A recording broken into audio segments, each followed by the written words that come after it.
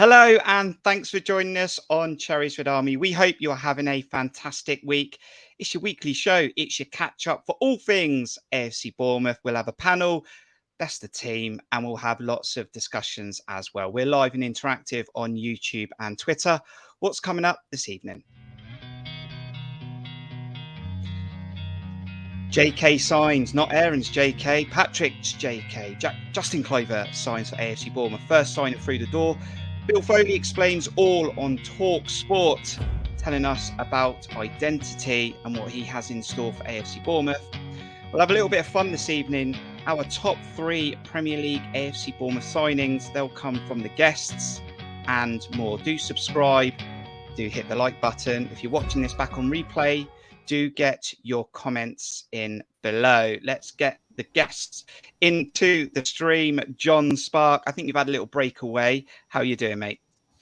Yeah, good, thanks. Yes, had a sort of a, what was it Gary called it? A mini retirement last weekend in North Wales. Am I coming through? Just wondering. Yeah, good. Yeah. Just double checking.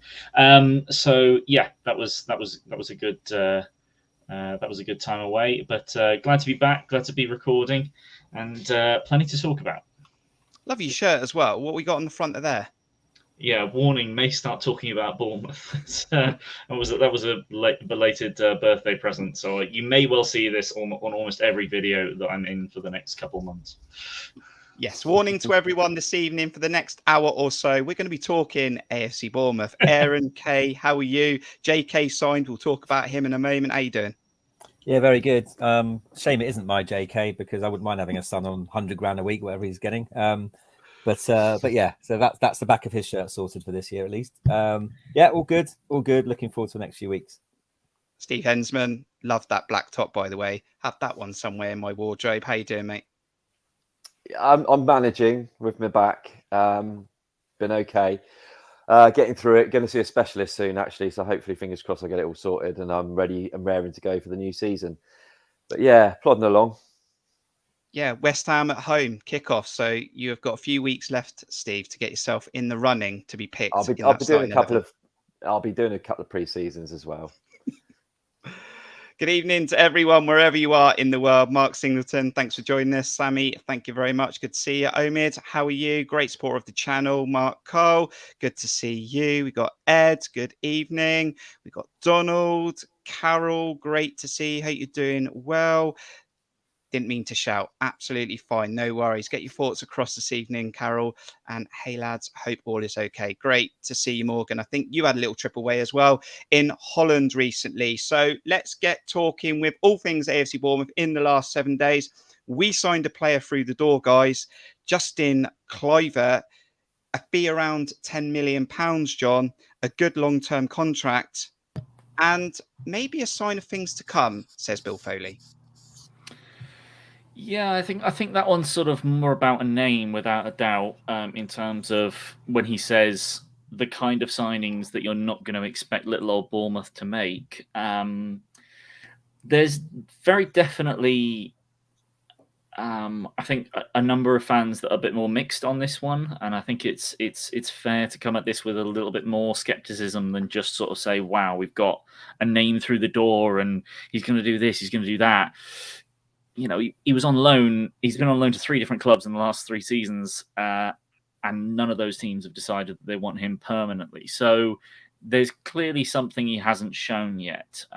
When you look at what he did at Valencia last season, he wasn't injured. From what I've looked at, he didn't get a single injury last season, and yet he's still got less minutes than Tavernier. And you think how long Tavernier was out last season for Bournemouth. So, you know, he wasn't a regular starter. But having said that, he very definitely seems to be a goal scorer. And I think that's something we are really missing from our wingers. When you think Ryan Christie really doesn't contribute at all with goals. Dango managed to get one in the end, but he certainly didn't look like he was a natural finisher. Can't put it all on Tavernier, Billing and Solanke next season, particularly as we lost Lerma, who contributed 5 as well. So I think there are definitely things that we can look forward to on him. I'm really looking forward to see what he can do, what pre-season looks for him, and obviously he'll be working with a new manager, so we're all got a lot to learn. But yeah, you've got to have very mixed views on this one to start with. But hey, it's a name in the door. It's a body in the door, and we're going to be seeing a lot more of that, I have a feeling, this season. Steve, someone Andoni might know a little bit about because he saw him in La Liga. I think Justin Kluivert played against Rayo Vallecano. We're going through the clubs that Kluivert's played for: Ajax, Roma, Valencia, Nice, Leipzig. Didn't say that quite right. John could have got that better across for me. But I know something you've said to me, Steve, is that why at 24 hasn't he sort of settled somewhere yet and set the world alight yet? Now, he might come alight under Bournemouth in the Premier League, but maybe not quite yet. Yeah, it's something that's a bit of a red flag for me. He was obviously he didn't have a bad spell early doors when he broke through into the Ajax team. He did quite well there in a couple of seasons, and I think that sort of pricked up a few people's ear across Europe. And I think, like John's already alluded to, the name holds a bit of clout as well with Justin. Obviously, there's been teams that have thought, well, if he can turn out to like 2/3 of the player his dad was, then we're onto something at this sort of age. And he is still young; he's still got developing to do. I don't know. Maybe it's a case of he just hasn't settled anywhere, and he may settle here. Dutch players tend to settle in England a bit better because they're all taught English. They tend to adapt to our lifestyle a bit better than some of the Mediterranean countries. But I don't know. We'll see. It's a difficult one, but there's obviously a player in there because a lot of teams have taken a chance on him. And he, like I say, in his early career, he showed signs. So let's hope Andoni can get something out of him. In his early career, Paul says he was doing excellent at Ajax. And when you look at some clips there, and what I like about Justin Kluivert, he has some similarities to Tavernier. He likes to dribble with the ball. He likes to take on defenders. He's very comfortable both sides, left and right. And I think when you look at the other wingers that we currently have, I wouldn't say they're in that basket of talent. So I do think he brings some extra. And he might not get it right all the time, but I think he will have fans on the edge of the seat when he's in full flow. Yeah, I'm always a bit reticent to look at these YouTube videos because I remember Kayla Ranti's video looked incredible. I'm sure Chucky Erebens would have looked unbelievable as well. But yeah, I mean, you're right. I'd echo what John and Steve have already said. I don't need to repeat myself on that. The name certainly got me excited. If it had been Justin Smith, I would have been like, who's this geezer? Brad's brother. Yeah, but yeah, look, I think I think we touched on it last time. He's this once he's played for us, he'll played in all Europe's 5 leagues. He's obviously got something about him. He's certainly getting to his prime now. 24 years old. I think he's only going to get better. You'd like to think he is direct, and his from what you showed before, his goal involvement ratio to appearances. So even though he hasn't had as huge amount of appearances every season or consistently, his goal involvement ratio is good, and I think it seems to be his goal scoring rather than his assist making. So, which I don't mind at all, as you've said, Kirk, because, someone who can finish, he can play across all front 3 positions, from what I can see. And if that ends up being centrally as well, then and he's a clinical finisher, then great. He's got pace, which is always really important in the Premier League. Low central gravity. I was there at Bristol Rovers for his one and only goal, Chucky Erebens. So yeah, I mean, I think like the other two, I'm not absolutely excited beyond belief about this signing. It's in today's market, for the money we've got for him, I think it's an exciting addition. I know, as I said, winger for me wouldn't have been the top priority, but if he can improve the goal scoring ability from our wingers, then great. But as I'm sure we're going to come on to, but there's a lot more to come. So I don't think he won't be our marquee signing by any stretch. But no, I fully expect him to play a reasonable part. But that's an interesting conversation, Steve, because I think if we go back after Eddie, have we had enough goal involvements spread around the team? I think when we looked at Eddie Howe's teams, there was goals everywhere. When you look past that, I'm trying to think of when we've really had a good season where there's lots of goals everywhere, even under Scott Parker in that championship. I don't think there was lots of players getting involved. I can't remember many defenders, maybe a couple, but we do need to spread the goals around a bit, especially if we haven't got a clinical striker. In the moment, we haven't. No, at the moment no, we haven't. But looking at Iriola's sort of style of play, he's very much focused on getting goals from wide areas, getting balls in the box and overloads in the box. So I don't think it's beyond our players. We've got players that can score goals. It's just that I think possibly more the style of play we've been playing that has been restricting them somewhat. Take out of that maybe Phil Billing and Dan Juma over the years. I mean, there's not really many that you'd say have really, like you said, haven't really chipped in with big numbers from around the pitch. I think Tab's got in his locker big time. And like we keep saying, if Christie could score goals, he wouldn't be with us. But I think he's going to be looking at those sorts of players, and maybe Kluivert is that sort of player. I mean, he scored against Vallecano. I know it was only a penalty, but maybe Andoni sees something in him he thinks he can nurture and bring along.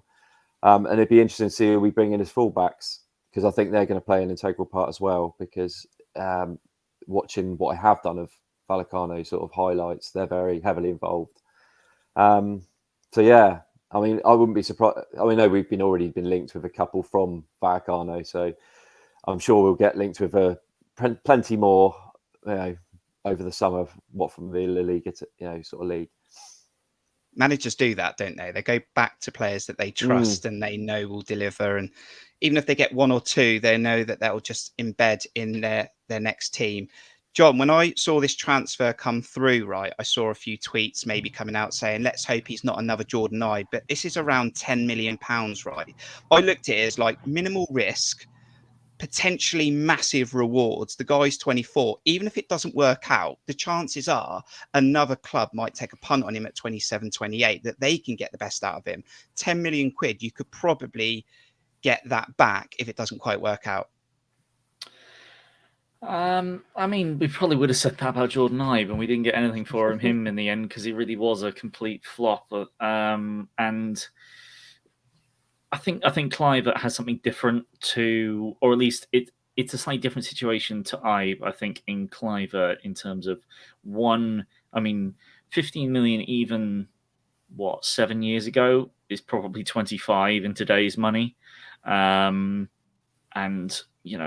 10 million is a kind of a bargain in Premier League standards this season. And what Kluivert has shown so far is that he scores goals. And in terms of what I have read into of what Iraola wants for his wingers is that he doesn't need really all that much dribbling ability. It's very much more a sort of pass and move kind of system. Not that I don't think he couldn't use wingers, because it all depends on what you've got, and if you can make the most, and which is exactly what he did. He just made the absolute most. He squeezed every last drop out of the squad he had, spending 14 million euros net over 3 seasons or whatever it was with Vallecano. It's a bit different here. So when you get the likes of Ouattara, when you have Traore, when you have Billing, Tavernier, all of which are very capable dribblers, he might make something different of his attack and just evolve what he can do slightly with the players that he has at his disposal.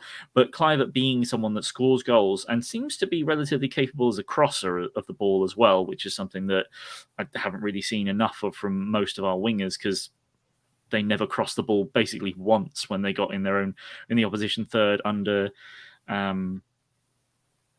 last couple of managers. There's definitely upsides to this. It could go badly, and if it does, it's something we can afford to lose in terms of just a 10 million investment. And I can't imagine he's one of the higher earners at the club. So yeah, there are massive upsides to this if it really works out, but it's not really that big of a risk, I think.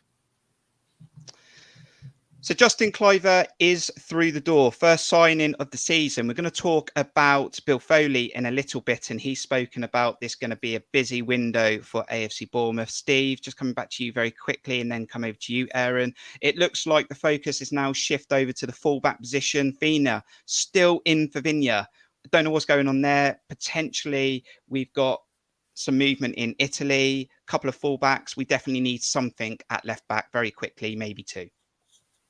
Yeah, absolutely. Because at the minute we've got nobody, so we need to do something.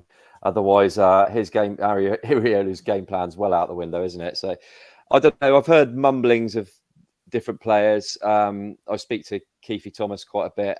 He keeps his tab on Dutch football, as you all know. He keeps mentioning a guy called Kirk Tovey, is it? At AZ. Oh, yeah, left back. Yeah. Yeah. And I think there's been some rumorings about that one. He says he's a very good player, but I mean, yeah. The other thing is, I was thinking about this earlier. Do we know that going over to the right side now? I mean, we know Fredericks may be a little bit injury prone, unfortunately.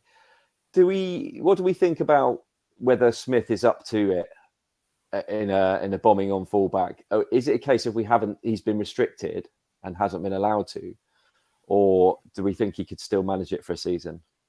Aaron? I think there was an element that he was definitely restricted, I think, because of the way that Gary O'Neill played with one bombing forward fullback, which was Zamora at the beginning, Vigna towards the end. And I guess that's when we were our least lethal, and we had Kelly and Smith as fullbacks for a few games, which didn't really work very well. Is he capable of getting forward? He is capable of getting forward, but from what I've seen of the way Iraola sets his teams up, it literally is bombing up and down to the extent that the two centre-backs are joined by one of the two deep line midfielders to make a three. Would have been great for Lerma, but that's a different story. And essentially the wingers become inverted and the fullbacks really do bomb on, so they literally flood those wide areas. Good as he is defensively, the way he reads the game, his experience is second to none. I'm not convinced Adam Smith would be the right player in Iraola's mindset and the way he wants to play next season. I might be totally wrong, but I just think that's going to be athleticism, and that's, at his age, quite understandably, that's going against him now. Yeah, I don't know what to make of it, really. Yeah, Ben looks like he's on his scouting mission in the chat as well. I reckon Ben's really busy every day at the moment trying to help the Cherries find someone. This one's popping up again, Steve. Max Aarons. I mean, this guy's been linked with a lot of clubs. I must admit, we spoke about this a few weeks ago. Like, you haven't heard much about him in the Championship last season. I heard from someone that he was being played out of position. I mean, it probably is time for Max Aarons to move on, but why are we not hearing really amplified stuff about him in the last couple of years? That's the thing, isn't it? He was massively highly regarded a couple of seasons back, and it never really happened. I don't know if he's just loyal to Norwich or what it is, or no decent enough offers came into it for him. But he was the one that everyone was saying was going to leave Norwich, and he never did, and no one took a chance on him. And I was really surprised on how young he still is. Did we say he was 24? And it seems like he's been around forever, and no one's taken a chance on him. And like you said, if he's going to make something, make a step up in his career, it's got to be sort of now, you'd think, because he's getting to that age where he's not a youngster anymore. He's coming into the sort of his prime years. He's a good player, no doubt in that. And it's an area we need to strengthen, definitely. So he's an option. So I don't know. I haven't really found many sort of options at the fullback position. I do like. I said this before. I quite like Angelino at left back. He was out on loan last season, and he's had Premier League experience. He's only 25. Leipzig don't seem to want him, so I don't know why we wouldn't go in for someone like him, even if he's just a backup to Vigna. I saw we were linked again with Bright Osei Samuel. I don't know. Oh yeah, he's another one that's quite exciting. Yeah. But he was in the Championship, wasn't it? Was he QPR, or it might have been Cardiff? Yeah. But I don't know much about him. He's gone over to, is it Fenerbahce he's with, or one of the Turkish sides, and he's done okay by all accounts. And I think there's a bit of sort of, there's a couple of Premier League clubs interested. I mean, he's another young one, could be developed. He's very quick by all accounts, so that would suit the model that Iriola's got. So yeah, it could be a possibility there. Going to talk about our top 3 favourite Premier League signings for AFC Bournemouth in a moment. Anything you want to add in that fullback at right back position, John, with Adam Smith? I think he's on his way out. He's got 1 year left. He's been a great servant. I think we need to sort of bring someone in and have Smith as a backup or someone that plays a bit part in this season and someone that can get up and down. Although Smith did do that at the end in the last 4 or 5 games, he was struggling in the second half to recover and have enough energy for the 90. Yeah, the thing is with Smith, it's generally not about him getting forward in terms of he was very much restricted from doing that and just never really got forward at all last season. In the rare occasions that he did, he'd pop up with a really good cross. He was our only crosser of the ball, basically. You got remember the Moore goal versus Spurs. And a few others that I just think and go like, why doesn't he do that more often? Oh, yes, because he's basically a centre-back most of the time. But then it was never about him getting forward, which I think if he was allowed to, he would do, and he did. It's always about whether he can get back again. And whereas it used to be like he wouldn't stop sprinting for close to 90 minutes, now it's like he sprints forward and then the camera pans back as we're looking to hurriedly defend, and you don't see Adam Smith in shot until the attack's over because he's still getting back into frame. And I think will just be an able reserve for next season. I don't see him anything other. I think we'll probably only bring in. So here's what I think, because there are other areas that need to be strengthened. I reckon it'll be 1 right back in, and I think Fredericks is very injury prone, but is probably more capable of doing the role that Iraola wants from the right back. But he would probably be the first reserve in right back.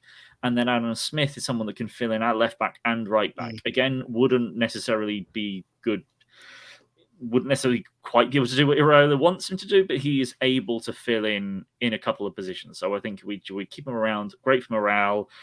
You know, he's the one guy left from our promotion, our first promotion team. I think it'd be useful to have. And as for left backs, we just need to get 2 in. Just get 2 in. Just get Vigna in is a great first option, and then need someone else. I think Gosens is going too far. I think he'll be off to Union Berlin, but need 2 left backs because Back of the Net put a video up earlier today looking at different players and positions. They had Kelly down as a fullback. He's not anymore. He's just not a fullback. He is a centre back, and we need 2 left backs in ASAP, because when players come back in for pre-season in a week and he's got no one to operate a left back, might be in a bit of a problem with training. Yeah, I think I agree. Just going to pick these off and give my own opinion on it. Omid, Jed Spence, great player. All I do hear about Jed Spence is his issues are not on the pitch. They're off the pitch. And I've heard that a couple of times at Middlesbrough, and I've heard that at Tottenham as well. So that would be my only fear around that one. Paul Horry's also said Wan-Bissaka, who again is a good defensive player. I don't know what he gives going forward. I don't think he has a lot of high percentage in assists or anything going forward, but he's all right defensively, like man to a man, 1-on-1. He's a fantastic defender. But his weakness is going forward. It wouldn't work in the Iraola system. There's a young lad at Udinese who likes to fly forward from left back. Yeah. That one's gone. Right. So I set a challenge for the guys this week to add a little bit of fun into this stream. Look, you can get involved as well. And I asked them what their top 3 favourite Premier League signings for AFC Bournemouth. So, John, what is your top 3 and your reasoning? It can be absolutely anything, John. It doesn't necessarily have to be that they're the best player. Your best reason for why they're in the top 3. I think like Aaron and Steve did. I struggled at first because the first few names that came to my mind, apart from my number 1, were all signings we made in the Championship or League One. So Premier League signings was actually quite difficult to come up with. In the end, I settled on number 3 being Philip Billing. Now, admittedly, his first season wasn't great, and that was the main reason why I didn't really consider him for a bit. And obviously, first half of his second season, when we were in the Championship, there were noises of him going, and he wasn't getting much game time. And then Woodgate came in, and everything changed. And he's now, I mean, in the end, I didn't vote for him as my player of the season, just barely, but it was either him or Tav, and he was my favorite player last season. I'm fairly certain, as in our championship promotion season, I'm fairly certain, just does everything. He really is so good and so vital to the team going forward. And when he does leave, whether it be this transfer window or next one, or leaves on a free, because I don't think he'll sign a new contract, he will be a massive miss. But still, strangely enough, just someone that a lot of fans love to hate. I remember sitting next to someone at the Nottingham Forest game where we turned it around to win 3-2. The Scottish guy that was sat next to me, lovely guy, but man, he complained about Philip Billing the entire first half, and then he smashed one in from 30 yards as one of our goals of the season. So Billing's 3 on Billing in number 3. Number 2 is more of a personal one in terms of, I really like the player, and I felt as though I knew he would be good, and I think he will be amazing, is Marcos Senesi. When he got taught a lesson by Gabriel Jesus against Arsenal, there was a lot of worry about him. And I think I mentioned it at the time, and I kept saying it, look, it's a new league. You don't play those kinds of... Gabriel Jesus figure just doesn't turn up in the Dutch league. The closest you get to is the likes of Haller, who was there for a bit and then moved on to Dortmund again. So it's... It just needed time to get used to the physicality of the league, and he'll get up to speed. And funnily enough, eventually he comes back in the team, and he's a player that no one thinks is going to be dropped for anyone. He's like, if it's Kelly or Senesi, 95% of the fan base are picking Senesi. And heck, he even got rumoured to be linked with Man City at some point, which I think we all think is a bit early, but I wouldn't be surprised if he becomes the next Ake that goes over to City. So that was number 2. And your winner. And obviously when I was playing, I was a centre-back, so it's not a surprise that my second choice is a centre-back, and so is my first choice, is Nathan Ake, and I don't think it's really much of a surprise. Probably doesn't need selling either. No, and I imagine everyone else is going to speak about him as well, I would think. Obviously, best player that I've ever seen in terms of all-round package that's ever pulled on a Bournemouth shirt. Just for his commitment, for his ability on the ball, for his composure, surprisingly good defensive ability for such a short centre-back, a leader, and then obviously, last year he went and blimmin' won the treble, didn't he? So proving every Bournemouth fan right from all the City fans that went 40 million for a guy that just got relegated. Yeah, well, that's because you don't know what you're talking about, do you? So, obviously it's Nathan Ake. And an honourable mention to the likes of... actually, you know what? I'll wait for the other guys to talk up, and then we'll talk about honourable mentions. So John has Philip Billing at number 3, Marcos Senesi at number 2, and Nathan Ake from Dean Court to Istanbul, I think, as well, as that Champions League final, if I'm correct. Aaron, let's get through some in the chat. Mark Cole's gone for King, Lerma, and Ake. Paul's gone for Ake, Neto, Lerma. Not really fussed, guys, in the chat what order you've got it in. Ben's gone in for Diego Rico, just for being gorgeous. Omid's gone for Ake, Wilson, King, or Steve Cook, just to throw a little curveball in there. Aaron, if I'm coming over to you for your top 3, what you got? Mark Cole has got it bang on for me. So third place, Josh King for me. Not always everyone's favourite. Everyone always preferred Callum Wilson. Obviously, we couldn't choose him for this because he was signed in the Championship, but always played with a smile on his face. Josh King was the complete opposite, a moody bugger. But our top goal scorer in the Premier League, when Callum Wilson was injured, did his cruciate against Stoke in the first season, we all feared the worst, but Josh King stepped up to the plate. And, throughout his time in the 5 seasons under Eddie, I was always concerned when Josh King was injured or wasn't available. For me, I think he was always a key component of the attack, his pace, his ability, his strength.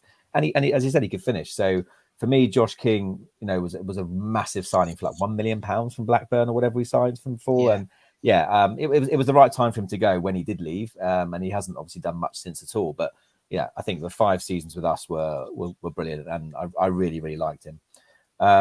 Second for me is Jeff Lerma. As Ben said in the comments, a heartbeat of our team. Still gutted he's left, and actually still very concerned about how we replace him going forward, because we will really miss him. So yeah, again, brilliant signing. Stayed loyal to us in the Championship for 2 years. Not much more really to say about Jeff. I think everyone knows, how important he's been for us and what a signing he was. And first place is Nathan Ake for me as well. All the reasons Jon said. By far the best player I've ever seen in a Bournemouth shirt. Oozed class. Just an unbelievable character. What a professional. And as Jon said, it has proved the doubters wrong that he's now one of the, a regular for one of the top teams in the world. So yeah, King, Lerma, and Ake. Fantastic. Steve, Sammy's gone in for Lerma, Brooks, and Ake. Good one in there from Sammy regarding David Brooks. I think a couple of others have picked him out as well. Sean, in the chat, I can see that you put Ake in there. I can also see you put Brett Pittman and Hayter in there, and then you noticed it was Premier League only, but we don't mind mentioning James Hayter and Brett Pittman. Steve, what's your top 3? I actually lost you all for a little bit there, so I don't know what you were talking about and who said what. Well, I got John's, but Aaron, what were yours? So Aaron's was King, Lerma, and Ake. Yeah. Right. So number 3 was King for me. He came onto my radar just before we bought him, actually, because he was playing for Blackburn, and Blackburn went on a little bit of a giant killing FA Cup run that season where they beat, I think it was Swansea or Premier League, and then they beat Stoke, and the Stoke game was televised. Josh King scored a hat-trick and they beat them 4-1, and he absolutely tore them apart. And then I heard we were signing him for $1 million, and I thought, Jesus, that's a good player for £1 million. And it was just as we were coming, it was the first season in the Premier League, so I thought, well, that's really good. That's sort of a bit of a coup for me. So and look, top goal scorer in the Premier League, like I'm sure Aaron's touched on, great player for us. Number 2 would be, and I don't think anyone said this one, is Jack Wilshere. The reason I've gone for Jack Wilshere is because I just found it, at the time, it just was a moment where we weren't little Bournemouth, but we were signing an absolutely quality top level player, albeit knocked with a few injuries. He still was a class act, and it's no surprise that season we had our best ever finish. And he played quite a lot. He wasn't very. I think he had a little spell out, but he did play majority of the games, and he was different class at times. Although he didn't really score, I think he hit the post about 4 times. And I don't think he actually scored for us until his second. Most of them at Watford, I think. Yeah, I know. I just thought it was never going to go in for him, but it was just great to see a player of his quality tick over in our midfield. And my first one is Nathan Ake. The lads have spoke about him, and doesn't need me to ramble on about him. I don't think Wilshere actually got a goal or an assist in his first stint with us, if I remember correctly. He didn't score. I don't think he got either. He didn't score until his second. He only scored 1 goal for us, and that was in his second spell. It was a header, wasn't it? If I remember, in a cup game. Yeah. Charlie's loving that one as well, Steve. Or something like that. Charlie's loving that one as well. Wilshere is a great shout. Was so good. And when I think just about felt like we were doing. Go on, sorry, I'm just butting him. I was going to say, like, we owe a lot to Benicofebe regarding this one as well, by the way. They're best mates. And I just feel when I look and when I hear about Jack Wilshere, it was like the season, our best ever finish. And he would have played a part in that. But like Jon says, the stats don't tell you that. And then when you go to Josh King, I think how massive Josh King was for us when Callum did his knee, because I think he got 16 goals in that season. And those 2 moments, Jack coming in, Josh coming in, we might not have been in the Premier League for 5 years, Steve. Yeah, no, I know. Eddie and the team, and sort of Richard Hughes, they did some very shrewd business at times. They had some stinkers as well, because obviously my alternate top 3 was Lee Tomlin, Juana Turbe, and Jordan Ibe. For possibly our worst. Lee Tomlin. But I think you're going to get, rough of the smooth. I think on the whole, the team here have done pretty well. There's been a few failures as you would expect, but for little old Bournemouth, the players that we've had in and how they performed under, Eddie, he's got the best out of him, like he always did, and it's kept us in the league. So true. So true. Stats don't tell you everything. They do help though. And I mean, who did you just mention then? Lee Tomlin. I mean, for all the great stuff. No, I won't hear a bad thing about one. Lee Tomlin, right? For everything that Eddie did good, I never understood that signing from minute one. I was like, Lee Tomlin had fantastic feet, but he did not have the fitness or the speed to play our game. Like it was. But everyone said when the food truck turned up, he was really quick. Maybe. Yes, great interaction in the chat, guys. That's your top 3 from John, Aaron, and Steve. And I'm just a presenter, so I just enjoy hearing them. So that's what happened in the past. But moving forward, what's coming for AFC Bournemouth now under Bill Foley? We're going to switch our focus to that because Bill Foley spoke to Jim White on Talk Sport. And we're going to take a look at some of those notes. And we'll make sure I hit the right button, guys, because let's go back to where I was going to go. Hit the wrong button. Right. Bill Foley spoke to Jim White. Let's get it back on track. And he spoke about the identity and the reasons behind switching Gary O'Neill for Iriola. I can remember at Goodison Park final day of the season, I said this was what I was concerned about. And it seems to have been what Bill Foley was thinking about as well. Where do Bournemouth go from here? Look, there's a fair shout to say that Gary O'Neill deserves this chance next season. He's got the contract. He's got an extension. I've been really concerned, even through the purple patch, about what we might see next season. It will be no Jeff Lerma. He's off to Crystal Palace. There's going to need to be an overhaul in certain positions. Fullback, midfield need adding to. What's our identity? What's our philosophy? How are we going to attack the Premier League next season? And you've got to find a way of recruiting that identity. And if you don't know that, the task becomes harder. I don't know. I really feel worried, and everyone knows this who follows the channel. I'm really worried because the coaching team are really inexperienced. I'm not just talking about Gary O'Neill, I'm talking about everyone. We really need to bring something in with a back room if this is what we're going to stick with. But let's see what happens. Big summer ahead for Bill Foley. Big summer for Bill Foley, and he spoke to Jim White, Aaron, and he talked about it being a unanimous decision to switch Gary O'Neill for Andoni Iriola. It's about identity. It's about a plan for the summer transfer window. It's about giving us the best chance to hit the ground running in game 1 of next season. Yeah, look, I think he kind of reiterated what Bournemouth fans already, a lot of Bournemouth fans anyway, felt inside and kind of had communicated with each other. I think it was really important. I think a lot of non-Bournemouth fans who perhaps kind of felt very, the decision was ludicrous or was really harsh on Gary O'Neill. I think we know what it did is quite openly set out the reasoning behind it, and I think that's had a really good effect. Nothing against Gary O'Neill, but I think to progress to have a coach who we were looking at and sought after and with an identity we want to take forward, I think that was the meaning behind it. Always trying to progress. And I think as he said, I said in the last show or the show before, I never really felt, even though he wasn't my choice, I never really felt that he was going to be the long-term choice. It never felt like that. And I think, as it's transpired that whatever happened last season, whether we went up or whether we stayed up or we went down, it was looking now likely that everyone involved at the football club, obviously, namely Richard Hughes, Neil Blake, obviously advising Bill Foley, as he openly said, he wasn't really involved in the decision making to that degree. We're looking, further afield and looking at, a progressive young manager who obviously was on the radar. And if they could get him, that was potentially the plan all along. Not that any of us were to know that. I think it was a really, really good interview. The likes of Stuart Pearce, Simon Jordan obviously had their thoughts, and Stuart Pearce originally, who belittled the decision, straight after turned around and said, I can understand where he's coming from now to some degree. So, it was a really positive interview. Yeah, John, we did a fan reaction to the appointment, and I think most fans inside AFC Bournemouth understood what was happening. The outside media, like we spoke about last week, were on a different idea.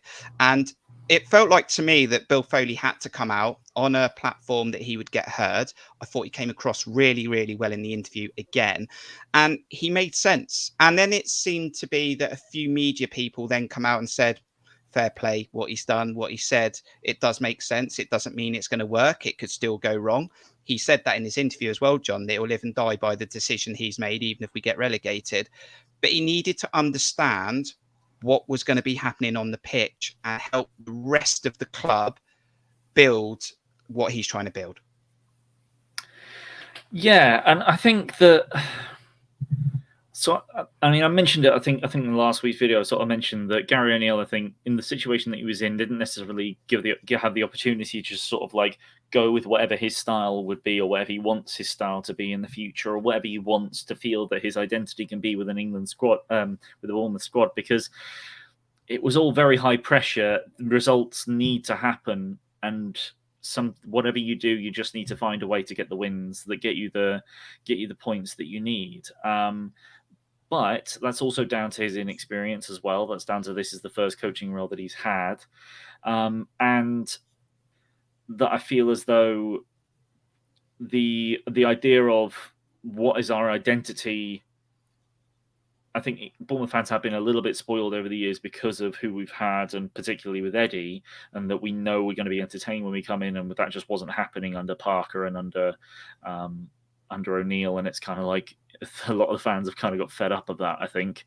I wouldn't have been against Gary O'Neill having opportunity, and I think that I'm certain that what he was working on in the last 4 games would have been something that he wants to work towards. But then the whole problem with that is that in the last 4 games, we scored 1 goal and lost all 4. And I think that regardless of how, I didn't really care too much about what happened in the last 4 games, because we were already up. I even went to the Everton game. It wasn't the greatest match, but I wasn't that arsed that we lost because we'd stayed up already.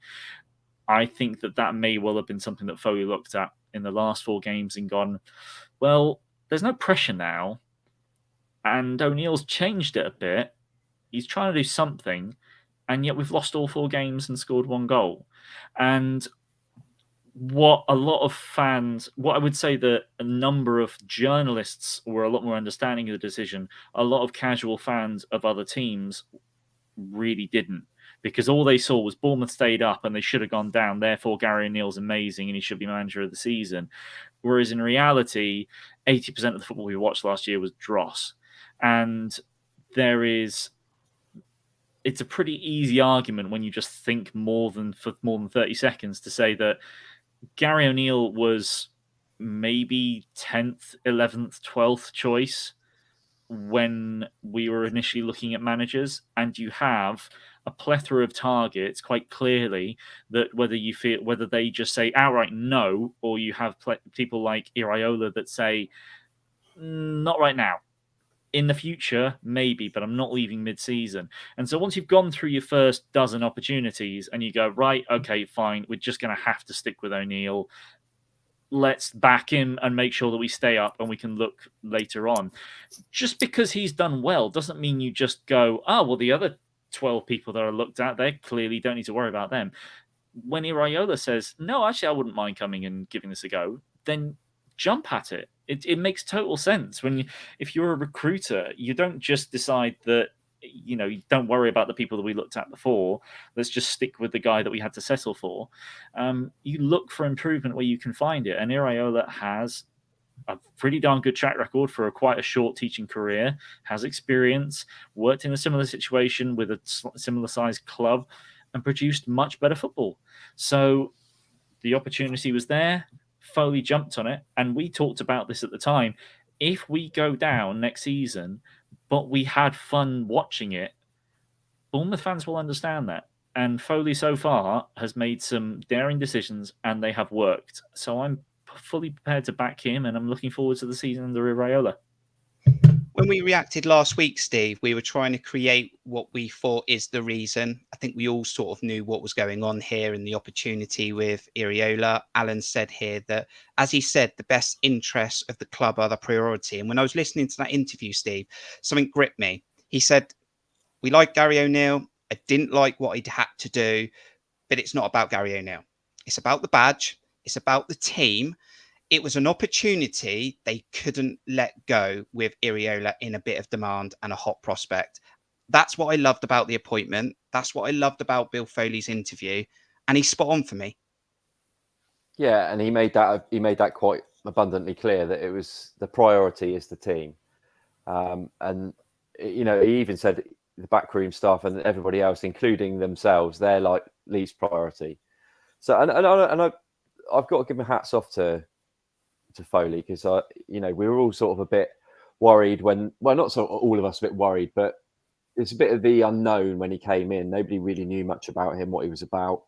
And so far, so good as far as I'm concerned. I think he's been very open and honest. He's quite clearly going to live and die on it by a sword. He's adventurous, but it always seems to be that he's very measured with it as well.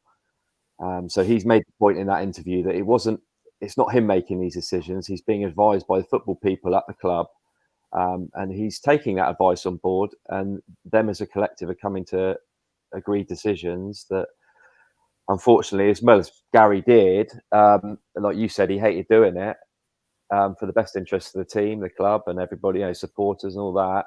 But to move us forward, this was an opportunity that couldn't be missed, and I think it's very refreshing, actually, because we spent years and years not hearing much at all from Max, albeit Max was a great, you know, guy to have behind the scenes and funding us.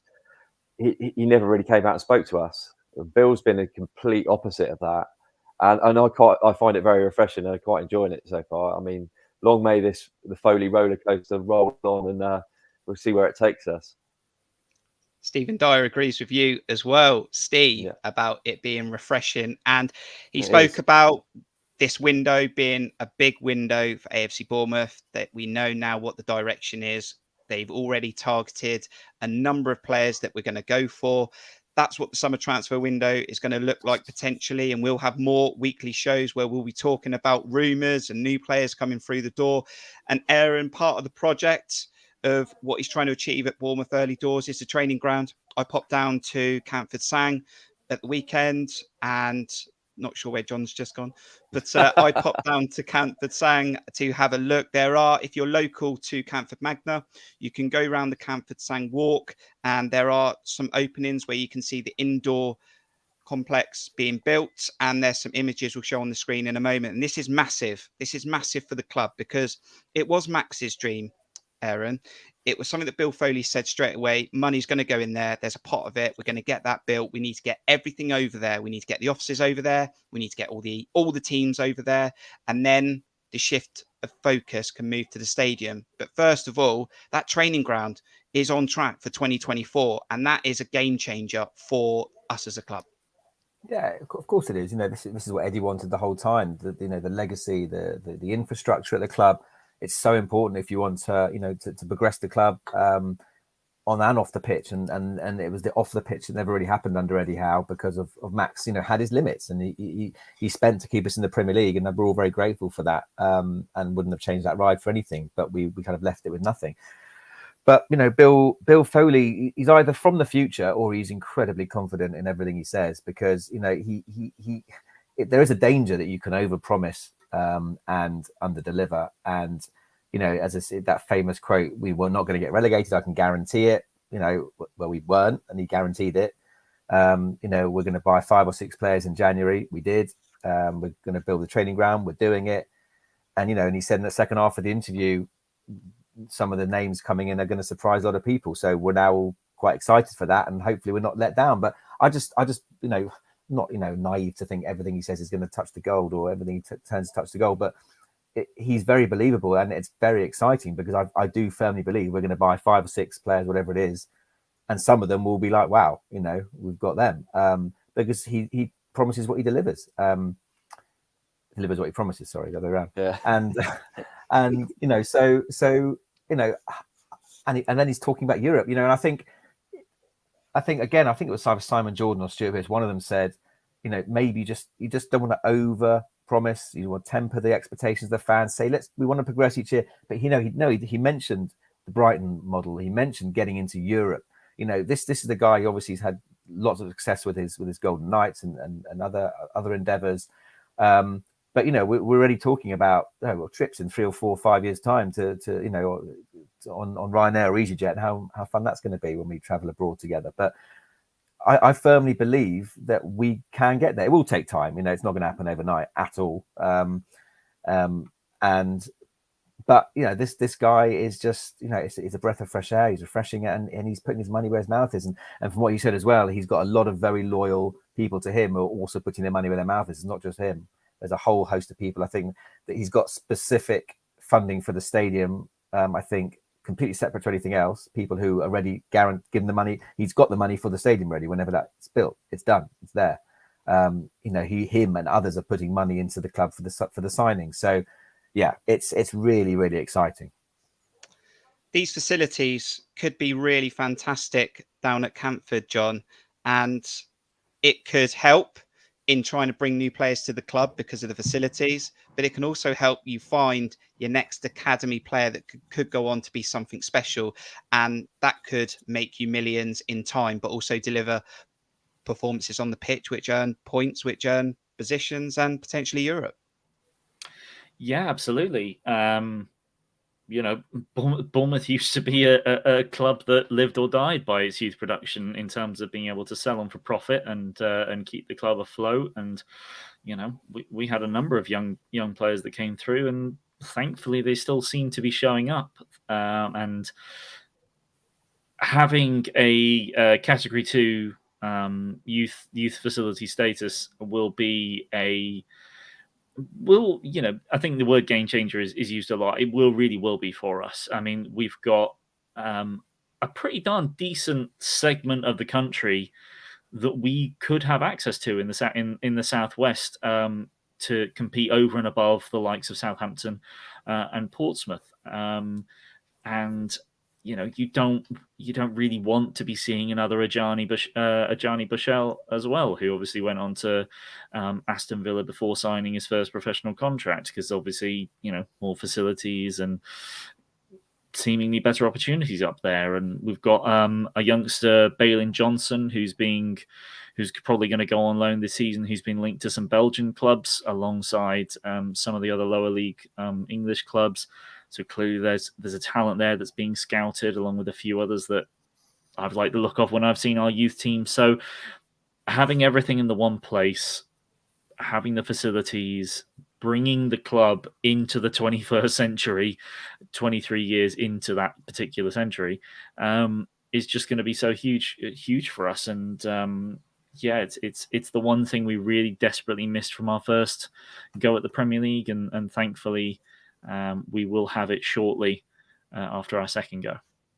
So, Steve, there's a plan, because then you get everyone offices over to Camford, and that opens up some space for something everyone's been asking for a while, and that's a new stadium, likely to be a new stadium rather than redeveloping Dean Court.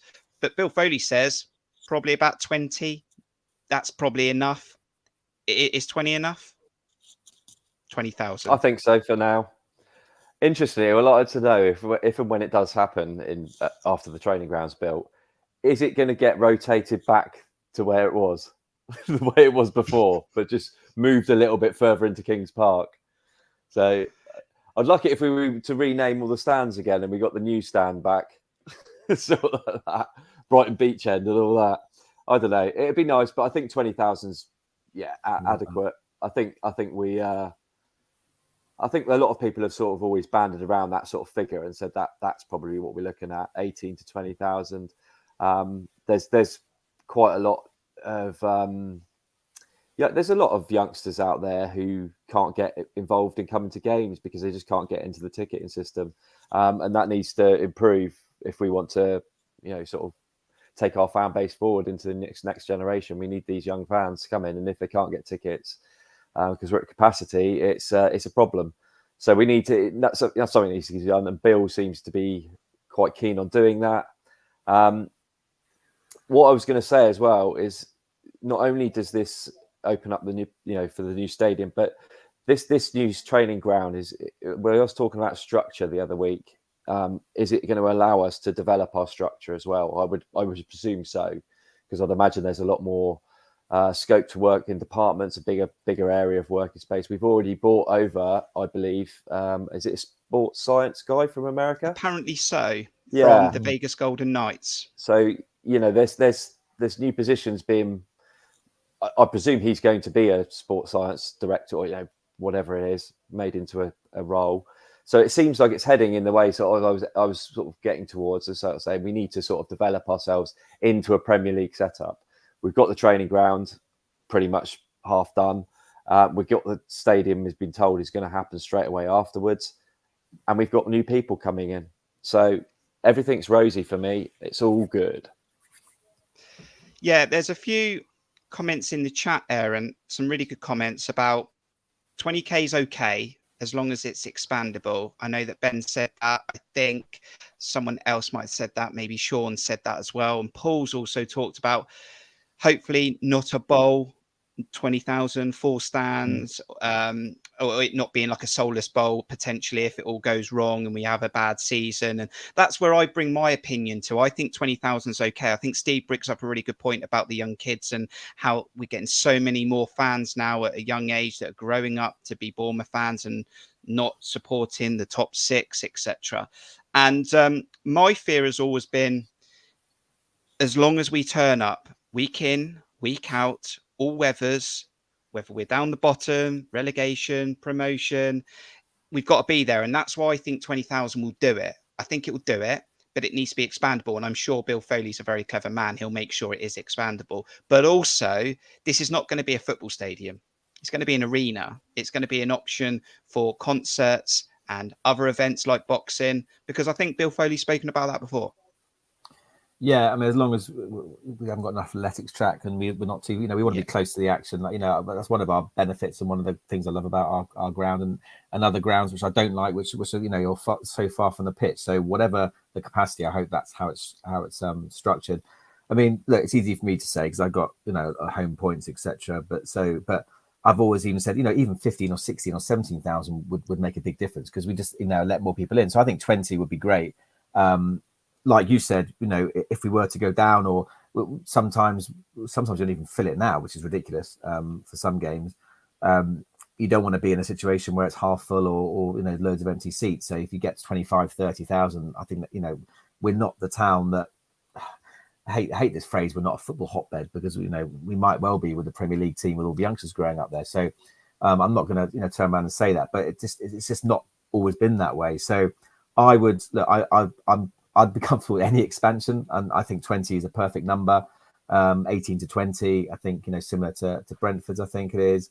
Obviously with room to expand naturally, and if you can do that, then fantastic. But I wouldn't want any more than that at the moment, because the beauty of our ground now is that even in League One with 4,500, 5,000 fans in it, it's half full, and it feels like that. It doesn't feel empty. And not say we'll go back to those days again. Hopefully we won't, but I just think we've got to be a little bit careful.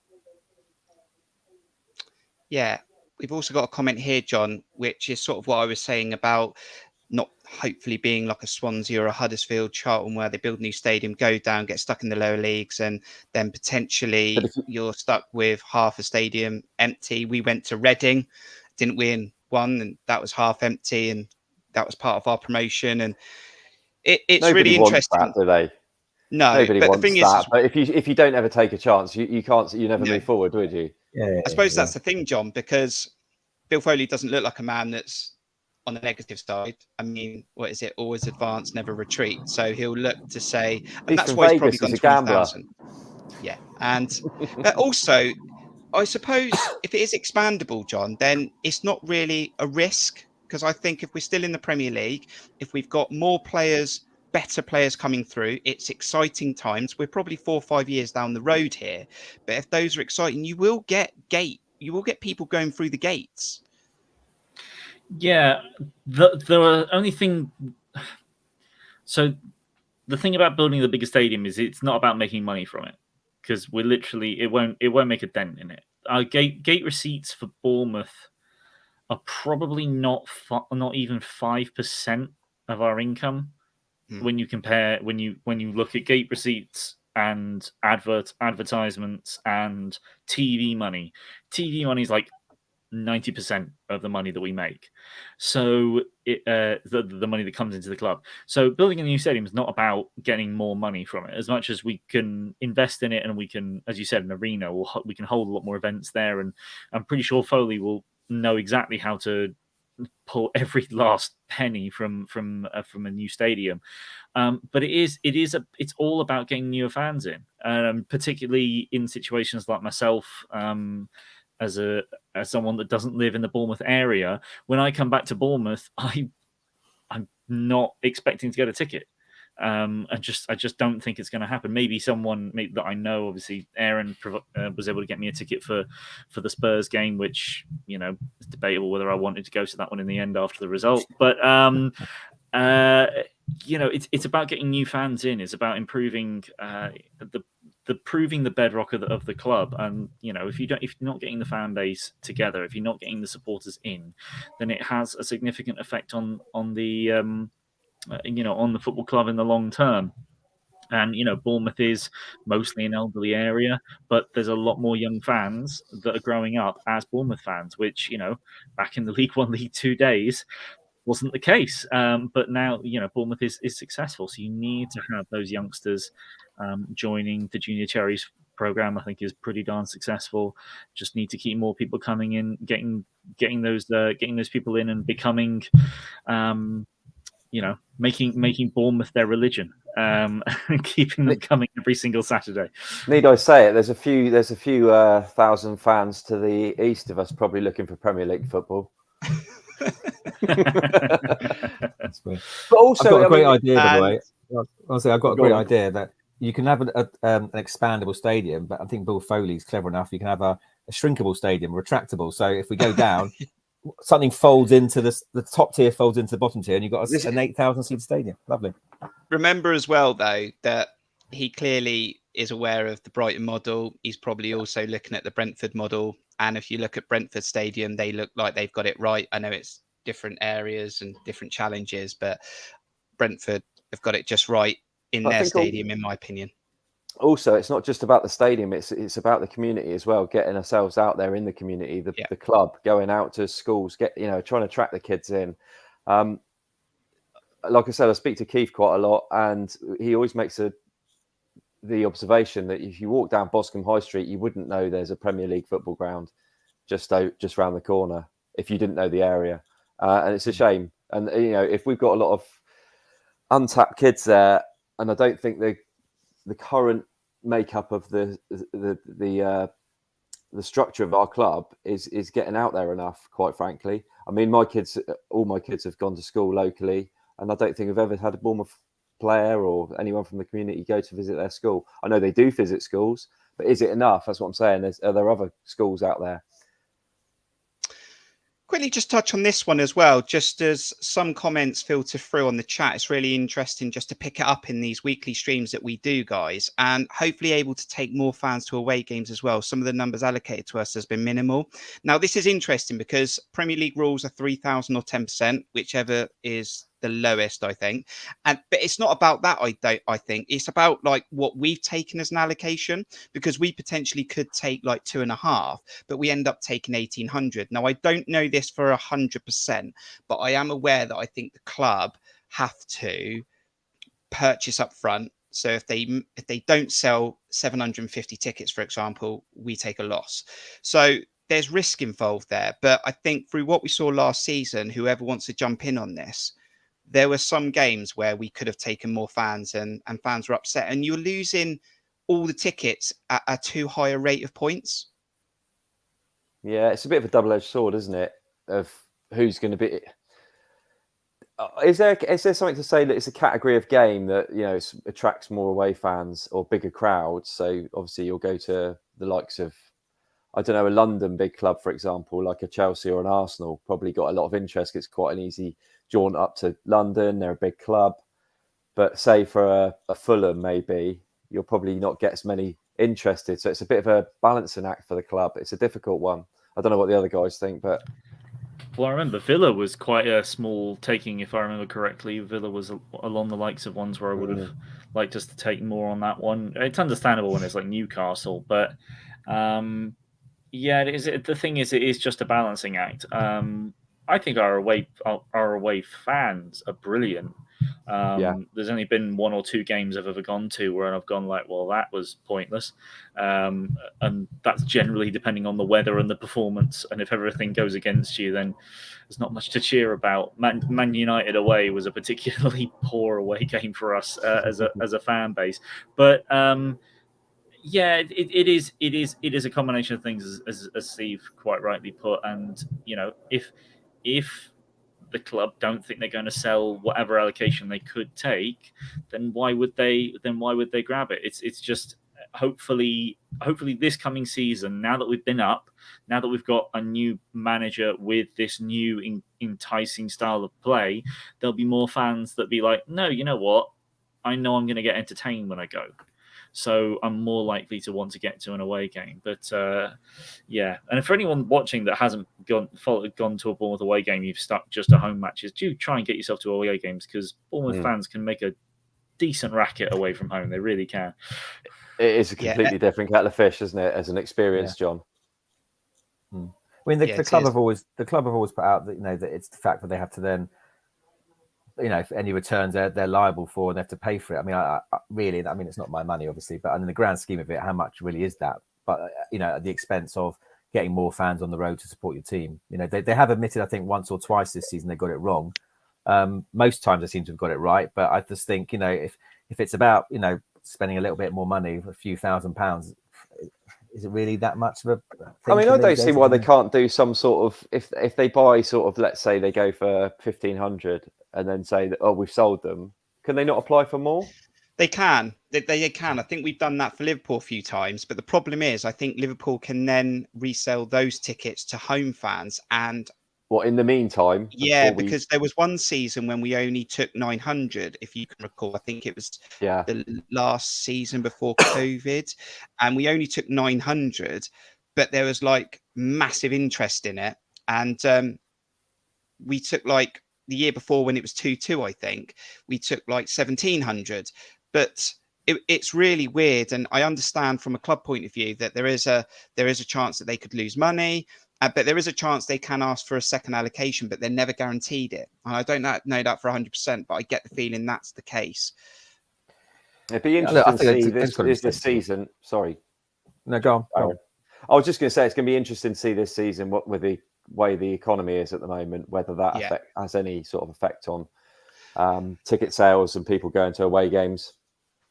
Great to have you in the chat this evening. All you fans getting involved, do hit the like button, do subscribe. Just closing out these conversations about stadium, Aaron, and what John just touched on with regards to away fans and away games last season were pretty good and were really good at times. The home sort of form, the home end was tough, I think, at times last season. It was a bit of a slog, and you almost felt like if something happened quite early, like against West Ham, the atmosphere just was dead. It killed the atmosphere, and it was a really hard effort to get it back. And I think this season's going to be different under Andoni. I think we'll be that exciting, and I think we'll be very much on the front foot early doors. And I think it's this season where that Dean Court crowd can come back to life through the good, the tough times. And I really hope that it's a really good atmosphere week in, week out at Dean Court this season. I mean, unlike away games, it's just the same for most teams, I guess. It's never been, there has been times at Dean Court when it's been properly raucous and, everybody's behind the team and it can be a massive help. But I never would have said, we're consistently like, the North, I'm in the North stand and to the left of the North stand where the most of the singing is. And it does die off, it's not consistent. It's not, the whole game like some clubs we go to see, whether that's because people are spread out, whatever it might be. People have talked about areas, and that's certainly for a new stadium to think about areas where people can, people who want to sing the whole time can do that, and people without feeling pressure, etc. But yeah, they have. I think it's a symptom of some of the football we've seen at home this season. And as you say, just some of the games where they panned out. Whether it's going to be better this season, I think it sounds like the football's going to be more exciting. But I think with any game, it's how it pans out ultimately. So yeah, it would be great if we can really get a noise going and all 4 sides of the ground are right behind the team. Well, maybe not the main stand, but the rest of it can really be behind the team, and and consistently. But because of course it helps. It massively helps. We're going to take a look at those pre-season fixtures that are confirmed by the club. We've got 5 between now and West Ham, but you have an opportunity to support Cherries Red Army. Subscribe, hit that like button, help us get to at least 50 likes on this video.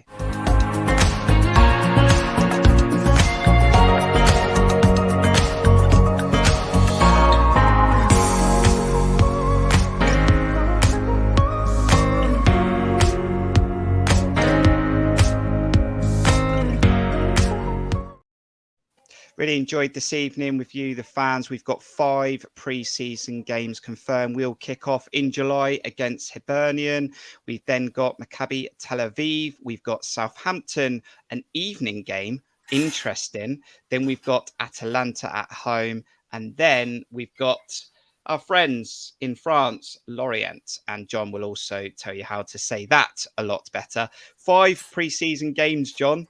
Lots of opportunities for Andoni to look at players and see what this new team's going to be all about. Yeah, I'm really hoping they get those games against Hibs and Maccabi Tel Aviv on the Bournemouth AFCB TV channel because was it the season under Parker? Yes. It was basically just completely behind closed doors thing, and they wouldn't even let fans. You watched from a hill, didn't you, Steve? You were there. The one season, the one season I actually follow them away on pre-season, we weren't allowed in. Ridiculous. Yeah, that was a weird one. But yeah, so it'll be interesting to see what we get from there. Maccabi Tel Aviv is the one that Robbie Keane has just taken charge of, isn't it? Yeah. So that'll be interesting. But yeah, Southampton away, so doing our bit for teams lower down the divisions. At Atlanta at home, I think I already mentioned. Just purely for the badges. The L'Oreal derby. The because I'm worth it derby. Could have a number of different ones on that one. And then Lorient. I'm hoping things change gradually with our relationship in terms of what the Lorient fans think of Bournemouth over time. Heck, there's been that there was that transfer talk that came up recently about a player that was on loan at theirs last season. They really, really want to sign permanently, but they just don't have the finances for it. So we're maybe hoping that Bournemouth will buy him and loan him to Lorient, which is an interesting. And it's the kind of thing you do is that if you are the supposed bigger club on the receipt and the feeder clubs, they should be taking players from you to develop. But I mean, I don't see that one actually happening. Bournemouth don't quite have the 15 to 20 million euros spare to just take a player to then give them to someone else. So I don't think that one's likely to happen. But it should be good fun. And look, the quicker I start seeing some videos of the training and some practice games and the preseason matches, the more excited I am going to get. And I cannot wait to see. Fingers crossed we see that Hibs game in some fashion because, really want to see what Iraola is going to do with this squad. Yep. Sean's asked if there's going to be any friendlies on the website, potentially. Let's look out for it. Not sure yet. What we do know, Steve, is if you go to Southampton away, you get an away point. Which I am. So happy days. But you got plenty. But if someone needs away points... Do you want some, mate? I know you haven't got very many. I've got enough. I am at a good rate. I think I'm 7 points. I'm okay. Yeah, I didn't know that actually. I didn't know you get a point for going to the friendly. So that is home friendlies as well. You get home points now. So that's interesting. Wow. I guess that's an incentive to fill the stadium then, really, isn't it? So because must be. I wonder if it or to get points to fresh fans, I suppose, or fans that get haven't off got and running. Typically, pre-season friendlies are a bit of a sort of damp squib as far as the crowds go. There's not masses of people there. So it could be an idea, sort of try and get behind the new team, the new manager and all the rest of it, show our support.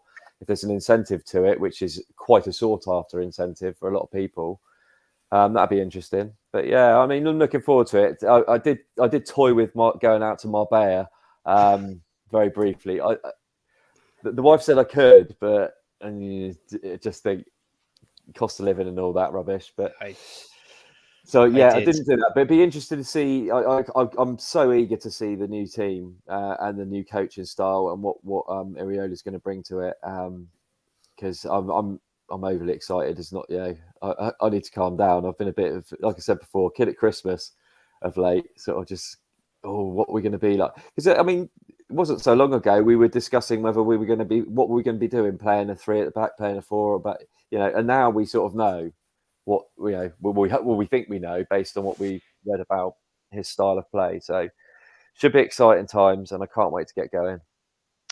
Yeah, I mean, this pre-season could be slightly different, Aaron. I mean, it sometimes is a tough watch through pre-season. It doesn't tell you the whole story. It's about getting some minutes into players, trying a few things. But with it now being under Andoni, it could be exciting because we will be looking out for little tactics and little formations, and he won't give too much away. I'm sure of that. He won't want to tell West Ham what's going to happen on opening day, but he will definitely want to see certain players in certain positions, in his style, in his identity, and we'll have all our eyes all over it, I suppose. Yeah, as John said, I can't wait for those videos. I remember Eddie used to do them in pre-season where you just watch them abroad and at home and the training drills and everything like that. So I can't wait for that. I've never been a fan of pre-season games. Can't stand them, if I'm being honest. Just don't like them. And I'm not planning on going to any of them as it stands. I'm planning on going to a lot of games next season and for real. But that's just me, as I said, cost of living and stuff and the plans in the summer, and but I will hopefully catch all of them on if they are online. I'll watch them all, so looking forward to that. But it's all count down to West Ham, isn't it? It's a new style. I think this is perfect timing. We still don't know what staff he's bringing. We haven't been giving any information. We don't know what's happening with Elphick and Cooper and Fletch, etc. So I guess that 1st of July when the videos come out, when they all report back for training, we'll see who's around, I guess. And content. That's what it'll be. Content. So you go down to the training ground on Saturday, are you? Not this week. I went last week. No, it was only actually. Aren't they it was back just on Saturday? Actually a family walk. You what? Sorry. Aren't they back on Saturday? I read 1st of July. Oh yeah. Oh, they might be. They might be. So. Yes, look, interesting times, more content to come, more weekly shows for you to get involved in. Quick shout out to those legends, the monthly members. Thank you for your constant support, supporting the channel, allowing us to do these streams. You can support the channel or become a member at buymeacoffee.com/Cherries Red Army. Please do just hit the like button though, subscribe. We are on our way to 1.7k. You are the best. Thank you very much. And guys, another interesting stream. Good conversation. Steve, more coming, surely. I mean, players, we're going to need them. And I'm just refreshing everything. Sports apps, Twitter, not as much Twitter, but, I'm refreshing. How many times have you been on news now over the last sort of week or so? So, with all their and there's been zero new news, literally nothing since Kluivert. Exactly. But what will happen as soon as Andoni comes in, there'll be rumours here, there, and everywhere, and half of them will be made up nonsense. Yeah. But it's again, it's raising our profile. People are talking about us, and it is very exciting. I just love it if we come out of a really big one out of nowhere, like signing that is. It's just sort of come out of nowhere with somebody completely we wouldn't even entertain usually. I think we're going to be getting to that sort of stages. We've sort of go that years gone by, we've all got that's pipe dreams. But is Foley looking at those sorts of I reckon marquee signings? I reckon he has got. Well, he did say we have the next Jack Wilshere. He did say in his interview that we might shock a few people. Well, that's what I mean. I'm excited. You're excited. I'm excited. Aaron, thanks for joining us on this latest weekly fan debate stream. Are you excited? Yeah, very excited. Absolutely cannot wait. Really, really look buzzing for this season, buzzing for who's going to come through the door. And can't wait to see everybody again in the flesh soon. Fantastic. Thanks for having me on, as always. Absolutely fine. John, great to see you as well. Great T-shirt. More conversations to come in July as we lead up to West Ham. Yeah, absolutely. As well, in terms of content, I'm waiting on the first interview from Iraola. Others have mentioned it, and just sort of like do just want to see him in some Bournemouth. In a Bournemouth, I say in a Bournemouth shirt, that brings the wrong impression. Managers don't wear the shirt. They've got their formal top of whatever it is with the badge on, and telling us about how excited he is for the challenge, and spouting every trope under the sun of a new manager coming into the club. But we're all looking forward to it regardless. And as for this channel, hoping to see a lot more watch-alongs this season as well in terms of content when the season starts. Don't count on anything for the pre-season games. I'm not going to be doing watch-alongs for those. But yeah, there'll be I'm hoping to get some more stuff out, and still want to keep the odd to stats video coming. It's not been that busy a season in terms of I haven't put as much out as I planned, but ideas come and go. So I will get the odd video out as well as from myself. But these Thursday nights have been really good lately, and we want to continue these weekly streams. So things that are happening between now and next Thursday, we're going to put them in there. We're just going to grab them. We're going to save them, and then we're going to discuss them like we have this evening in an hour and a half with you guys in the interactive chat. And we have some really good conversations, and you've been fantastic. The guys been fantastic here. Thank you, John. Thank you, Aaron. Thank you, Steve. Justin Kluivert, he's a Bournemouth player. More to come, says Bill Foley. Bill Foley's put the record straight, so now we can concentrate on getting our season underway. Have a good rest of the week. Look after yourselves. Keep refreshing those sports apps and Twitter if you're on it. And we'll see you on the next one. Up the cherries. Up the cherries. You Reds.